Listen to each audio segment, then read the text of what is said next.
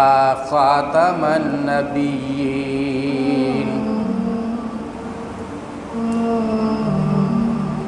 حمد و صلاۃ کے بعد میرے واجب الاحترام ساتھیوں، آپ کے سامنے اللہ کریم جل جلالہ کے کلام پاک میں سے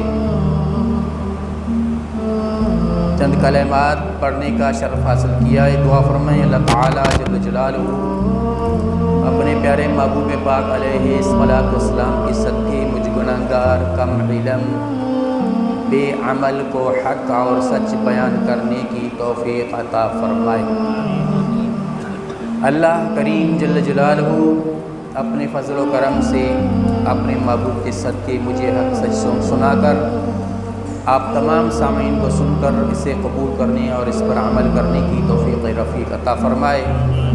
بروز قیامت اللہ تعالی جل جلالہ اس ذکر خیر کو ہم سب کے لیے نجات اور چھٹکارے کا ذریعہ بنائے۔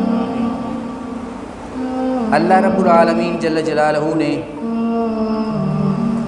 ارشاد فرمایا، الذین ينفقون اموالهم باللیل والنہار، وہ لوگ جو اپنا مال خرچ کرتے ہیں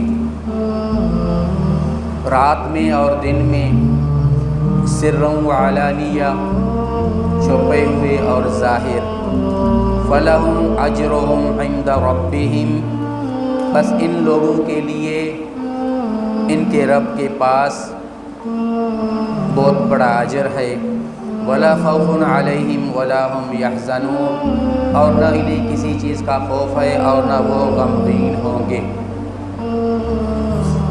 اللہ رب العالمین جل جلالہ نے ان کلمات میں اپنے مقدس پیارے بندوں کا تذکرہ کیا۔ عام طور پر دیکھا جائے تو تمام صالحین اولیاء اللہ اس فرمان الہی میں شامل ہیں اور سچے پکے مومن اس میں شامل ہیں، لیکن خصوصیت سے حضور نبی کریم صلی اللہ علیہ وسلم کی ذاتی بابرکات نے ان کلمات کو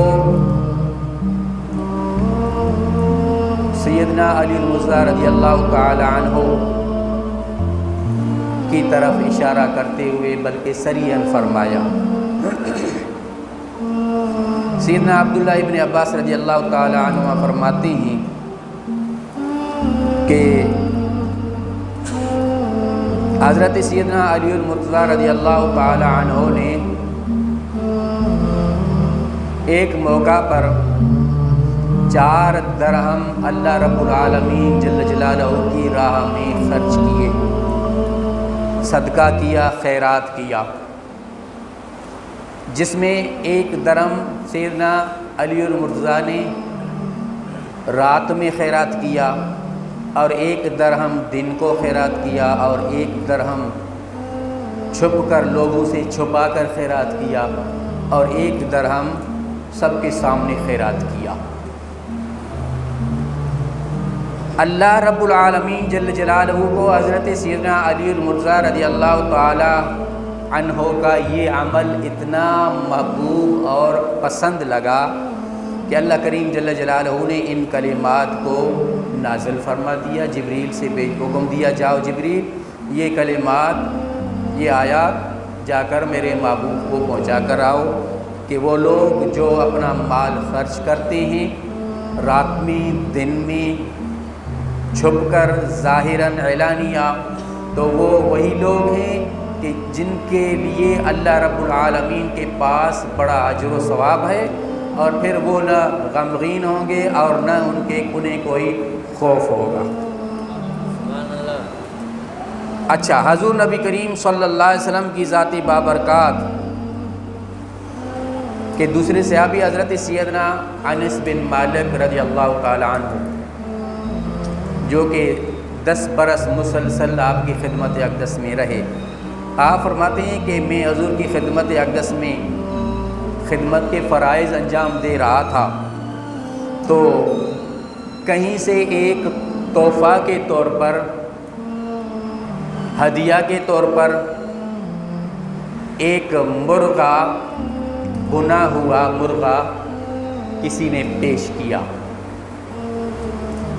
حضور نبی کریم صلی اللہ علیہ وسلم کی ذاتی بابرکات نے یہ تحفہ قبول فرما کر پھر اللہ رب العالمین کی بارگاہ عالیہ میں عرض کی، یا الہ العالمین، تو اپنے بندوں میں سے بہت ہی پیارا محبوب ترین بندہ بھیج دو، جو تیرا محبوب ترین بندہ میرے ساتھ اس طعام میں کھانے میں شامل ہو،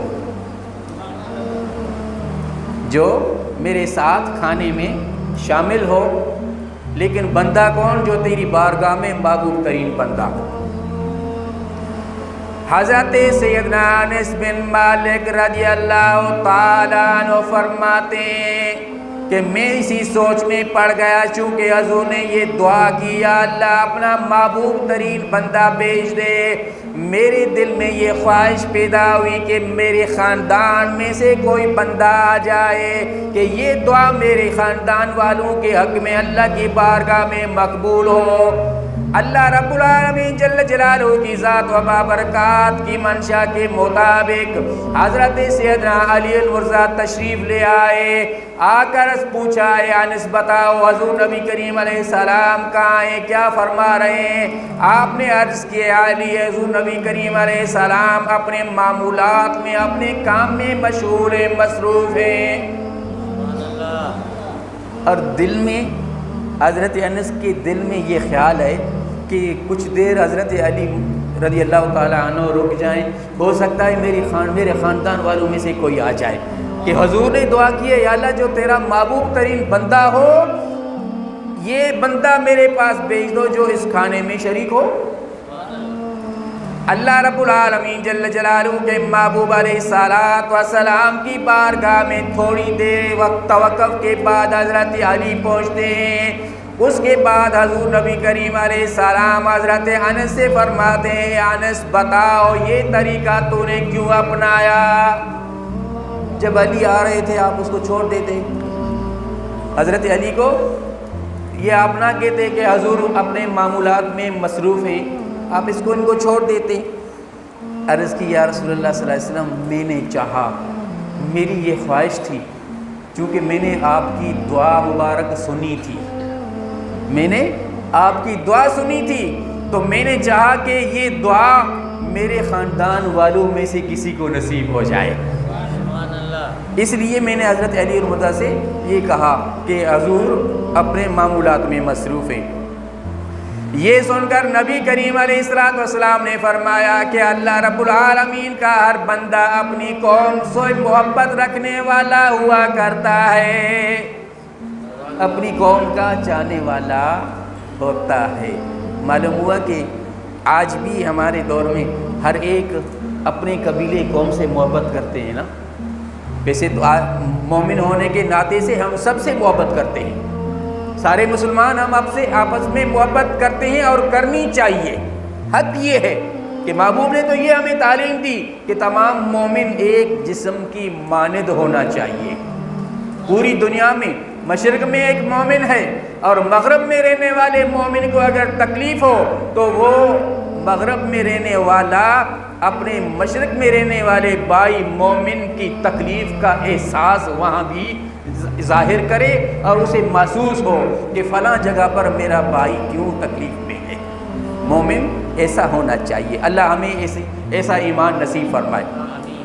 اور حضور نے فرمایا کہ بندہ اپنی قوم سے محبت کرنے والا ہوتا ہے۔ اچھا، حضرت سیدنا عبداللہ ابن عباس رضی اللہ تعالیٰ عنہ فرماتے ہیں، آپ فرماتے ہیں کہ جب نبی کریم علیہ السلام نے حضرت سیدہ طیبہ طاہرہ اماں فاطمہ رضی اللہ تعالیٰ عنہا کا نکاح سیدنا علی المرتضیٰ سے فرمایا تو حضرت اماں فاطمہ نے عرض کی، ابا جان آپ نے میری شادی ایک فقیر سے فرما دی، آپ نے میری شادی ایک فقیر سے فرمائی۔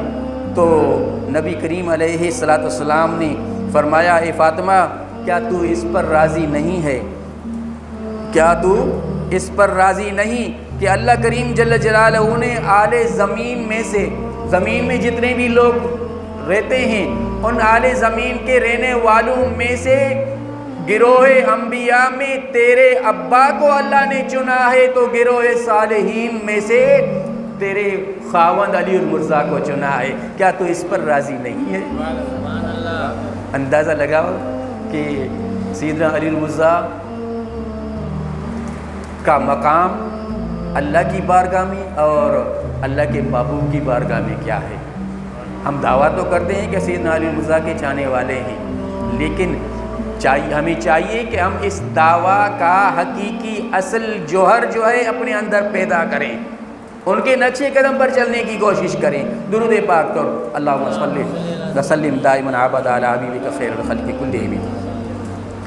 اسی طرح حضرت سیدنا عبداللہ ابن عباس سے دوسرا قول، آپ فرماتے ہیں کہ ایک مرتبہ حضرت سیدنا عبداللہ ابن سلام رضی اللہ تعالیٰ عنہ اپنی ایک جماعت کے ساتھ حضور نبی کریم علیہ السلام کی بارگاہ میں حاضر ہوئے، اور سیدنا عبداللہ ابن عباس کے ساتھ جو قوم تھی، جماعت تھی، انہوں نے کہا کہ یا رسول اللہ، یا حبیب اللہ صلی اللہ علیہ وسلم، ہماری مجلس یعنی ہمارا بیٹھنا، محبت کے ساتھ گفت و شنید کرنا صرف آپ ہی کی مجلس ہے، آپ کے علاوہ اور کوئی ایسی مجلس نہیں ہوتی جہاں ہم خلوص کے ساتھ، دلچسپی کے ساتھ بیٹھ کر باتیں کریں، خاص وہ مجلس صرف آپ ہی کی دربار گوہر والی مجلس ہوا کرتی ہے، اور ہمارے گھر یہاں سے دور ہیں، ہمارے مکانات، ہماری رہائش یہاں سے دور ہے، لہٰذا جب ہماری قوم کو اس بات کا علم ہوگا کہ ہم ایمان لا چکے ہیں تو ہماری قوم ہم سے قطع تعلق کر دے گی، ہم سے قطع تعلق۔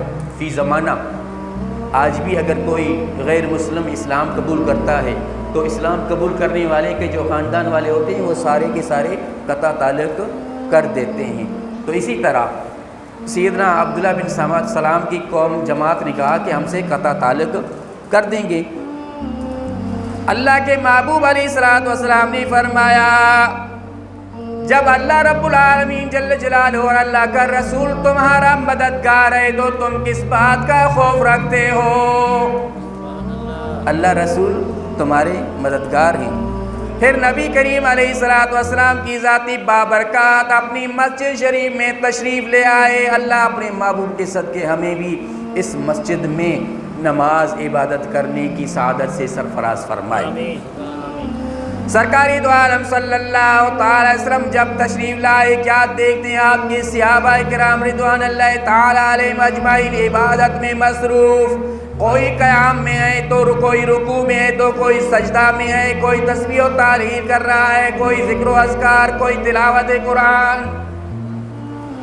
اچانک آپ صلی اللہ علیہ وسلم کی ذات بابرکات کی مبارک نگاہ کسی ایک سائل پر پڑتی ہے۔ آپ اس سائل سے پوچھتے ہیں، ان لوگوں میں سے تمہیں کسی نے کچھ نہیں دیا؟ یہ جو مسجد شریف میں مختلف عباداتوں میں مصروف ہیں، ان میں سے تمہیں کسی نے بھی کوئی چیز، کوئی صدقہ وغیرہ نہیں دیا؟ وہ سائل عرض کرنے لگا کہ مجھے ایک چاندی کی انگوٹھی ملی ہے، کسی نے دی ہے۔ حضور نے فرمایا بتاؤ یہ انگوٹھی، یہ چاندی کی انگوٹھی تمہیں کس نے صدقہ دیا؟ اس سائل نے اشارہ کیا، وہ شخص جو نماز پڑھ رہا ہے، قیام میں ہے، اس نے مجھے انگوٹھی دی۔ حضور نے فرمایا بتاؤ کس حالت میں دی؟ تو عرض کی کہ جب وہ نماز پڑھتے ہوئے، عبادت کرتے ہوئے رکوع میں تھے تو رکوع میں اپنی انگوٹھی نکال کر مجھے عطا کر دی۔ نماز میں، رکوع میں تھے، رکوع میں اس نے جا کر مجھے انگوٹھی نکال کر عطا کر دی۔ حضور نبی کریم علیہ السلام نے جب مشاہدہ فرمایا، دیکھا تو حضرت سیدنا علی المرتضیٰ رضی اللہ تعالیٰ عنہ تھے۔ حضور نبی کریم علیہ السلام نے علی کو دیکھ کر بڑے خوش ہوئے اور نعرہ تکبیر بلند کیا۔ اس کے بعد اللہ رب العالمین جل جلالہ کی یہ فرمان تلاوت فرمایا انما ولیکم اللہ ورسولہ والذین آمنوا الذین یقیمون الصلاۃ وَيُؤْتُونَ الزَّكَاةَ وَهُمْ رَاكِعُونَ۔ بے شک وہ لوگ اللہ رب العالمین جل جلالہ ان کا مددگار، اللہ کا رسول بھی مددگار، وَالَّذِينَ آمَنُوا اور وہ لوگ بھی مددگار جو ایمان والے وہ بھی مددگار۔ وہ کون؟ الذین یقیمون الصلاۃ، وہ ایمان والے وہ ہیں جو نماز قائم کرتے ہیں، ویؤتون الزکاۃ وہم راکعون، جو نماز کے رکوع میں بھی اللہ رب العالمین کو راضی کرنے کے لیے صدقات کرتا رہتا ہے۔ جو نماز میں بھی صدقات کرتے ہیں وہی ایمان والے ہیں، وہی ایمان والے بھی ہیں اور وہی مددگار بھی ہیں۔ ٹھیک ہے، اچھا، اللہ رب العالمین جل جلالہ کے محبوب نے حضرت علی المرتضیٰ کو دیکھ کر پہلے تو خوشی میں، جس طرح ہم اگر کوئی اچھی خوشی ہمیں خبر ملتی ہے یا دیکھتے ہیں، بے ساختہ اللہ کی حمد و ثنا نکلتی ہے، سبحان اللہ، ہوتا ہے کہ نہیں؟ حضور اتنے خوش ہوئے کہ اللہ رب العالمین جل جلالہ کا اسم پاک نعرہ تکبیر بلند کیا، اللہ اکبر، ٹھیک ہے نہیں؟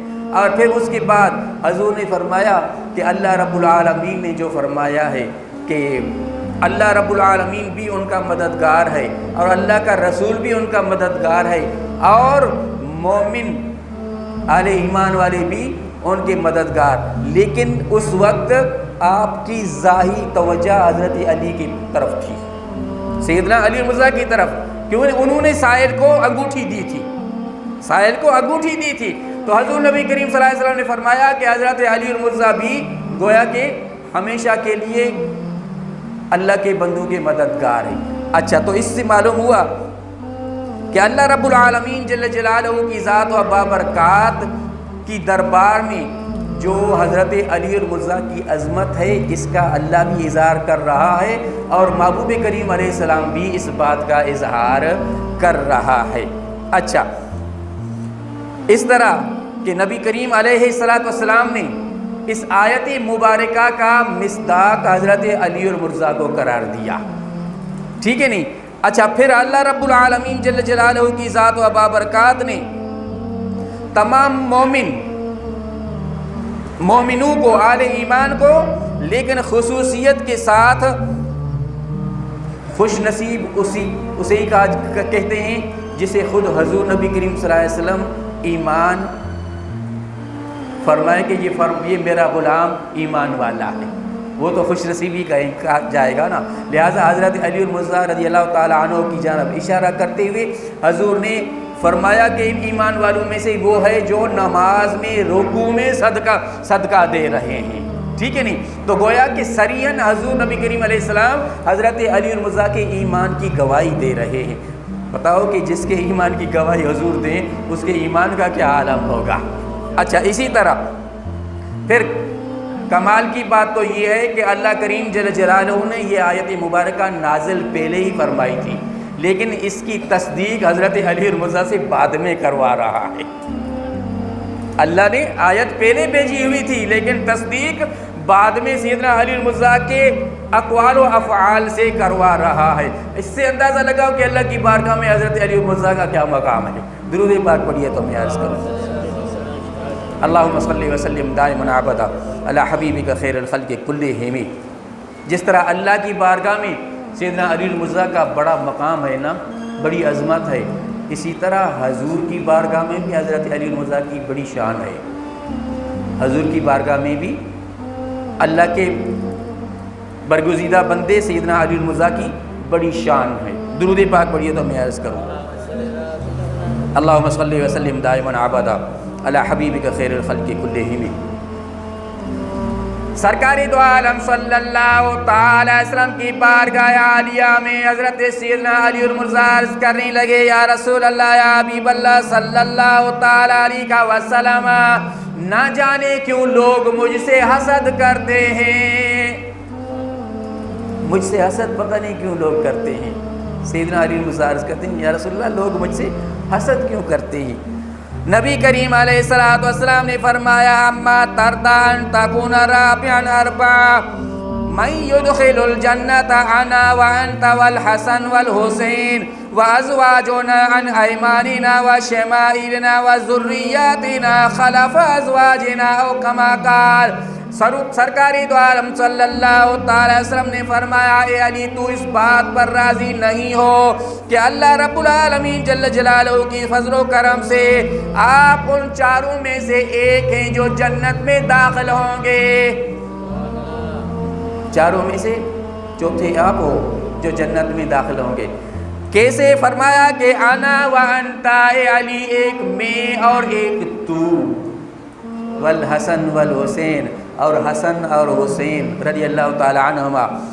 اس کے بعد فرمایا، وازواجنا عن ایماننا وشمائلنا، ہماری ازواج ہمارے دائیں اور بائیں ہمارے ساتھ جنت میں، وذریاتنا خلف ازواجنا، اور ہماری اولاد ہماری ازواج کے پیچھے پیچھے وہ بھی جنت میں۔ اندازہ لگاؤ، حضور نبی کریم صلی اللہ علیہ وسلم فرما رہے ہیں کہ اے علی، کیا تو اس بات پر راضی نہیں ہو؟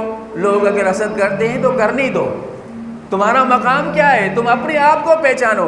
آج ہم اپنے معاشرے میں، حالانکہ ہمارا معاشرہ اگر دیکھا جائے تو میں سمجھتا ہوں ہمارا ماحول اتنا خراب ہے جس کی کوئی انتہا نہیں، ایسا ہے نا۔ لیکن اگر بالفرض مان کوئی انتہائی شریف بندہ، انتہائی شرافت کے الٹ سمجھ لو، ایسے بندے سے آپس میں اگر الجھن ہو جائے تو پھر شریف بندہ یہی سوچ کر خاموش ہو جاتا ہے کہ مجھے اپنی آپ کو تو دیکھنا چاہیے، وہ تو ایسا ہی ہے۔ ایسا ہوتا ہے کہ نہیں؟ ٹھیک ہے نہیں؟ سیدنا علی مرزا سے فرمایا، اے علی، آپ کا تو اتنا عظیم الشان درجہ ہے، آپ کی اتنی عظمت ہے کہ اللہ رب العالمین جل جلالہ کے فضل و کرم سے آپ ان چاروں میں سے ایک ہو جو چاروں جنت میں اس شان و شوکت سے ساتھ داخل ہوں گے۔ لہٰذا آپ اس کی فکر نہ کرو کہ آپ کے ساتھ کون حسد کرتا ہے، آپ کے ساتھ کون محبت کرتا ہے، اور جو حاسدین ہوں گے وہ آپ کے نقش قدم پر نہیں چلیں گے، جو آپ کے محبین ہوں گے وہ واقعی آپ کی طرح سردی میں، گرمی میں، ہر مجلس میں اللہ اور اللہ کے رسول کو راضی کرنے والے کام ہی کرتے رہیں گے۔ اچھا، اسی طرح حضرت سیدنا عبداللہ ابن عمر رضی اللہ تعالیٰ عنہ سے روایت ہے، حضور نبی کریم علیہ السلام نے صحابہ کرام رضوان اللہ تعالیٰ علیہم اجمعین میں بھائی چارہ قائم کروایا، فلاں فلاں کا بھائی ہے، فلاں فلاں کا بھائی ہے، جسے مواقعات کہتے ہیں، ٹھیک ہے نہیں؟ فلاں فلاں کا بھائی ہے، فلاں فلاں کا بھائی ہے، میں نے فلاں فلاں کو بھائی بنایا، فلاں فلاں کو، ٹھیک ہے نہیں؟ اس وقت کے حالات کو مد نظر رکھتے ہوئے سرکار نے اس طرح یہ عمل کیا۔ حضرت سیدنا علی المرضی رضی اللہ تعالیٰ عنہ کی ذات بابرکات روتے ہوئے نبی کریم علیہ السلام کی بارگاہ میں حاضر ہوئے، عرض کرنے لگے، یا رسول اللہ، یا حبیب اللہ صلی اللہ تعالیٰ علیہ وسلم، آپ نے فلاں کو فلاں کا بھائی بنایا، فلاں کو فلاں کا بھائی بنایا، فلاں کو فلاں کا بھائی بنایا، لیکن آپ نے مجھے کسی کا نہ بھائی نہیں بنایا۔ حضور نے فرمایا، انت اخی فی الدنیا والآخرہ، اے علی، دنیا اور آخرت میں تو میرا بھائی ہے۔ علی، کیوں روتے ہو؟ تو دنیا میں اور آخرت میں میرے بھائی ہو۔ اندازہ لگا حضور نبی کریم صلی اللہ علیہ وسلم کی بارگاہ میں بھی سیدنا علی المرضی کا کیا مقام ہے۔ درود پاک، اللہم صلی وسلم علی حبیب خیر الخلق کلہم۔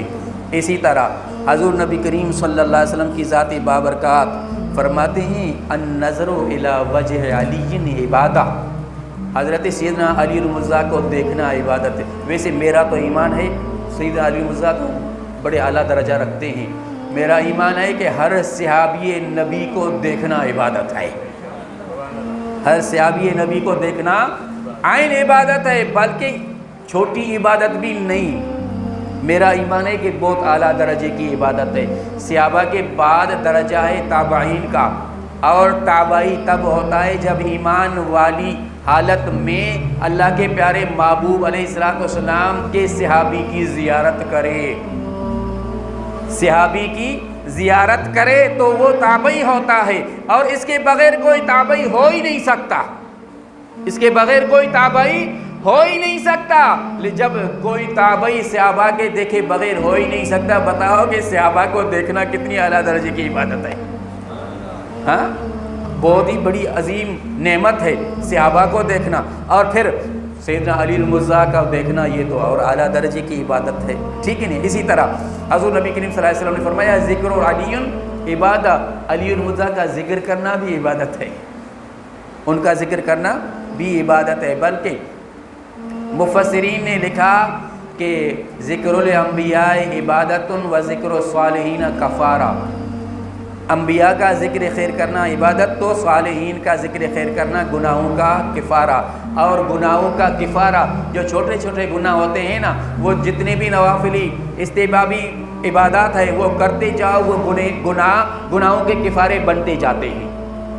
گویا کہ تمام صالحین کا ذکر کرنا بھی عبادت، ایسی عبادت ہے جو گناہوں کا کفارہ بن جاتے ہیں، گناہوں کا کفارہ بننے کے لیے عبادت ہوتی ہے۔ لہٰذا اللہ کے محبوب علیہ السلام کے غلاموں کا ذکر تو اعلیٰ درجے کی عبادت ہوتی ہے۔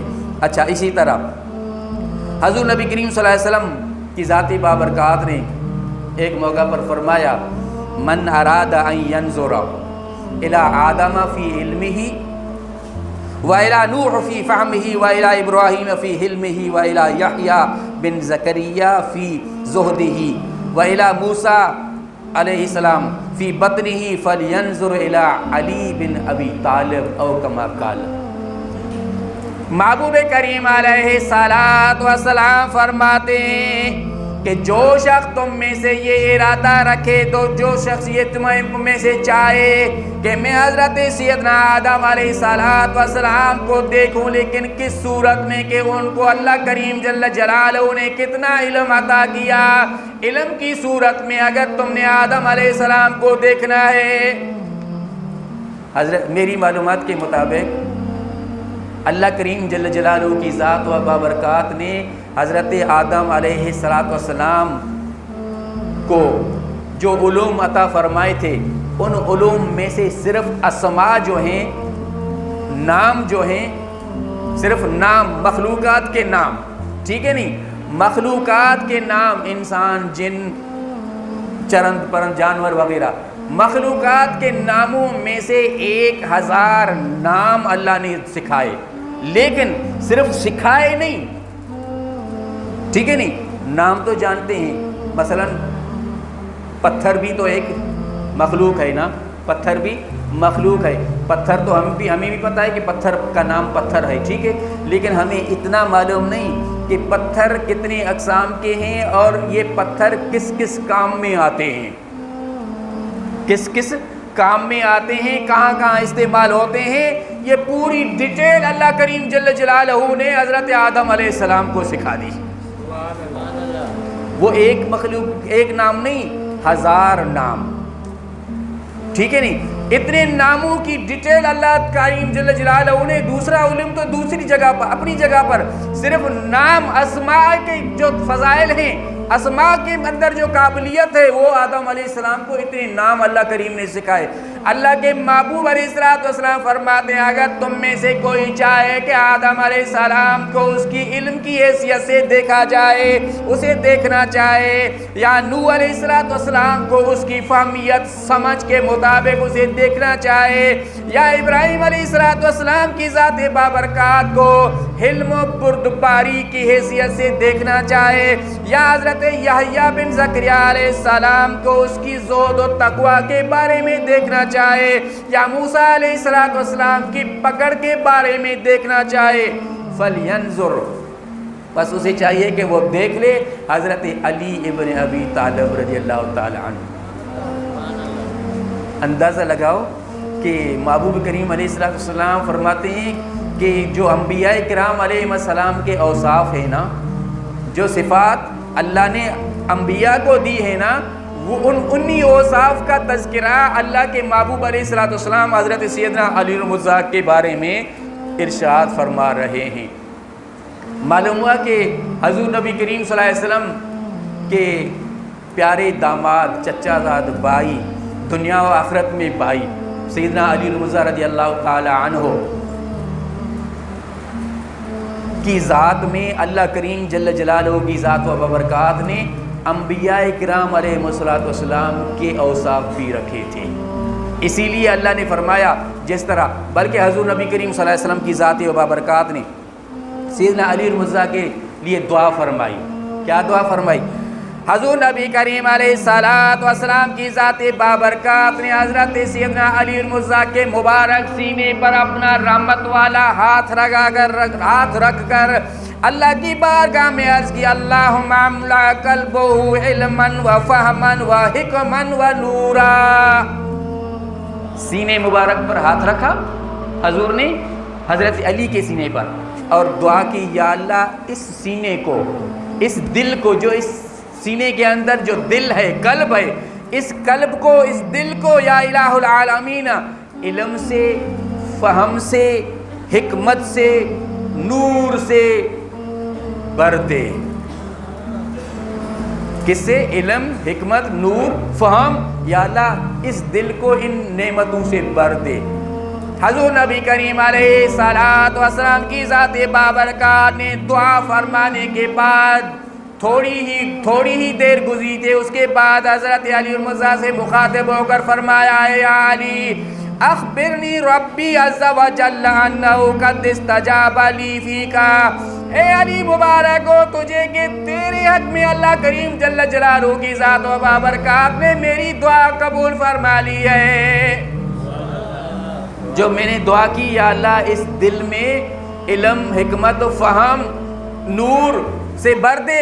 اللہ کریم نے یہ دعا آپ کے حق میں قبول کر دی کہ آپ کے دل کو، آپ کے قلب اقدس کو حکمت سے، نور سے، فہم سے، علم سے بھر دیا۔ یہی وجہ ہے کہ آپ نے ایک مقام پر فرمایا کہ انا مدینۃ العلم و علی و بابھا، ٹھیک ہے نہیں؟ اور وہ سیدنا علی المرتضیٰ رضی اللہ تعالی عنہ، آپ فرماتے ہیں کہ اگر مجھ سے کوئی میرے اونٹ کے رسی گم ہونے کے بارے میں بھی پوچھے تو وہ بھی میں قرآن مجید فرقان حمید سے تلاش کر کے نکالوں گا۔ اندازہ لگاؤ، ہاں؟ اللہ کریم جل جلالہ کی ذات و بابرکات حضرت سیدنا علی المرتضیٰ رضی اللہ تعالی عنہ کو علم لدنی عطا کیا تھا، علم لدنی، لیکن حضرت سیدنا علی المرتضیٰ رضی اللہ تعالی عنہ کے محبوب ترین اعمال میں سے ان کے اسوہ حسنہ کو اگر دیکھا جائے تو مجموعی طور ہمارے لیے یہ سبق ظاہر ہوتا ہے کہ حضرت سیدنا علی المرتضیٰ رضی اللہ تعالی عنہ ہمہ وقت اللہ اور اللہ کے رسول صلی اللہ علیہ وسلم جل جلالہ کو راضی کرنے اور ان کو خوش کرنے کے لیے ہی خود بھی عمل کرتے تھے اور دوسروں کو بھی سکھایا کرتے تھے۔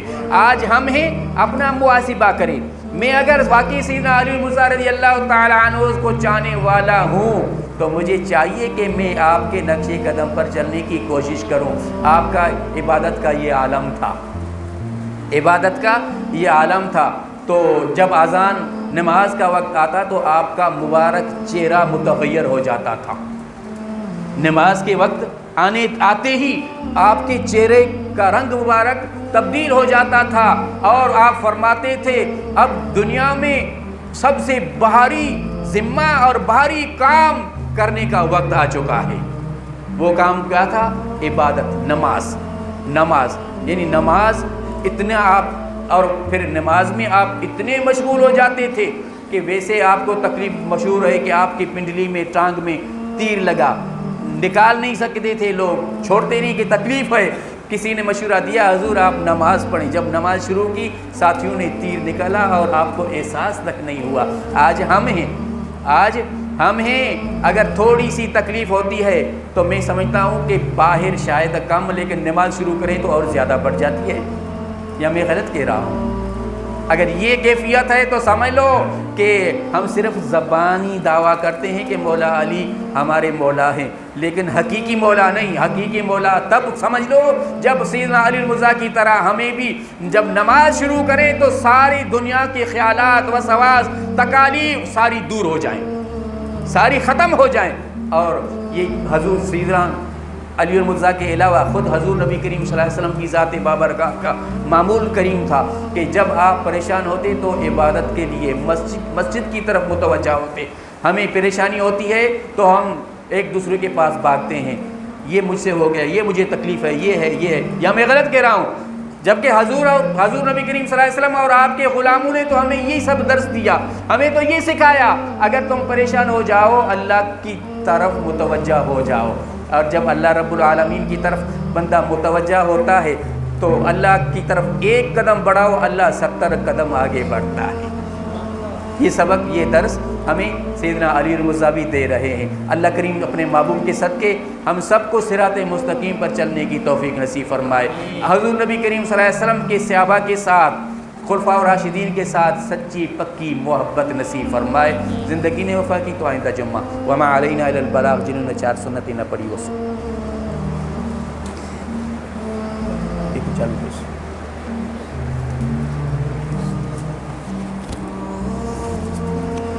ایک اعلان کرنا ہو یار،